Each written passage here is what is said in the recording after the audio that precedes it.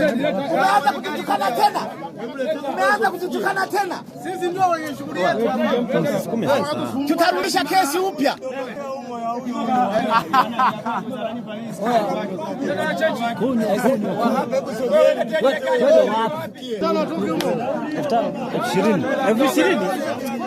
Kama mtu kaagiza na zedi. Kunya nikuongezee. Jaribu. Dola kama mimi dola mela. Kaje yani. Bioko kamwa. Leo mpaka ile bosi gedo kwenye na ngazi leo ndio mwenu. Wewe sema unataka nini? Unataka jonjo. Unataka nini? Sisi ndio wameshikilia dawa. Sasa tunabuzika wewe baadaye. Haka kwanza hatukufanye. Haka kwanza mkononi anapewaje mkononi? Huo ndio utani hapo, jamaa amegoma kutoka.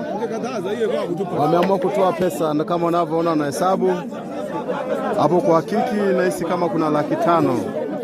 500,000 hiyo. Utani kama unavyoona hiyo ni shilingi 500,000.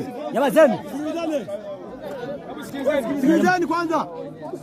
Jamani, sasa sisi tumefanya hivi, lakini kwa sababu huyu ni ndugu yetu, ni mtani wetu kwa nia njema kabisa, si ndio? Ndio. Tumejitahidi, tumegharamia hapa.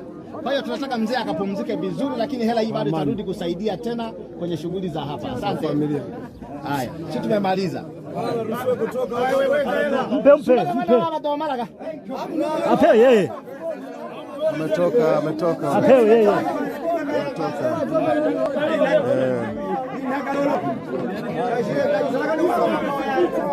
Ndio kama unavyoona jamaa amepewa hela ndo anatoka hivyo mfukoni.